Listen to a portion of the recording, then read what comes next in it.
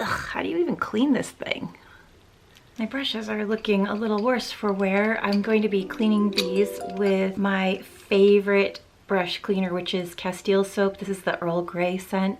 I usually use peppermint, but I figure I'd go a little wild and change it up. It doesn't really fully smell like our Earl Grey, but it's definitely worth it because it lasts a super long time, and I have a little tool that I use. I love this little guy. We're gonna do also some cleaning of some of my facial tools and my toothbrush. We're gonna change the heads out for the toothbrush. I'm gonna be using this toothbrush. I have these cheapo toothbrushes just for cleaning. It's not for cleaning teeth, and I'm gonna be changing out my toothbrush, and I have to clean that as well. That is up in here. This is from Verywell. I get this from Amazon. I love these electric toothbrushes, and also my face cleaning tool that I have. I use it all the time. It has like some yellowing right here, and the only thing I wash my face with it is Aquanel. So it must be oils from my skin, which I really am not too excited about, so I'm going to try to clean these off. I think the best way to get the oils out of this face cleaning tool is to use some simple white vinegar and also some baking soda. I'm going to first put that on this whole entire thing and just let it sit while I clean my other tools. I have this interesting tool that I got from Amazon, and it's just a little tool that you stick onto your sink and you can clean your brushes with. Just added a few drops of the Castile soap, and I'm going to start cleaning each of the brushes.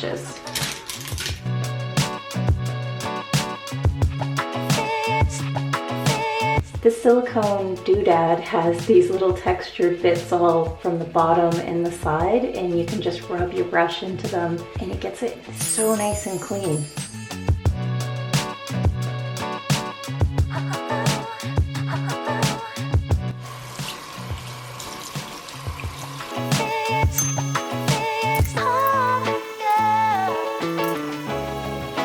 I like to just check the bristles and see how they're doing if it's time to get a new brush. The brushes from Real Techniques are really outstanding brushes for their prices. I always recommend them, and this one I use for blush or face powder.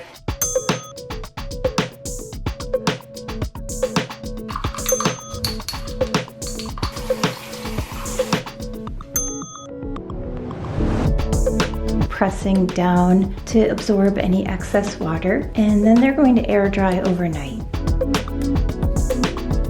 I'm just going to scrub this with that nice soft toothbrush.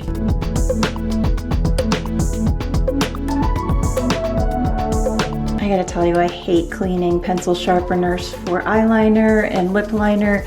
I almost always avoid getting a lip liner or eyeliner that needs to be sharpened. Look at this mess from bits of, I think it's a lip liner. I mean, that's what it looks like, the color that's all over my hands right now. When you take off the head, there's some gunk, which I'm not too fond of. It's like right around here, so I'm gonna clean that as well and then switch to the new head. You can get replacement heads from Amazon, and even though they're white on the front, they're actually black, which matches my toothbrush really well. Let's do a check-in and see how the facial brush is doing since I added the white vinegar and the baking soda and it's been sitting for a few minutes.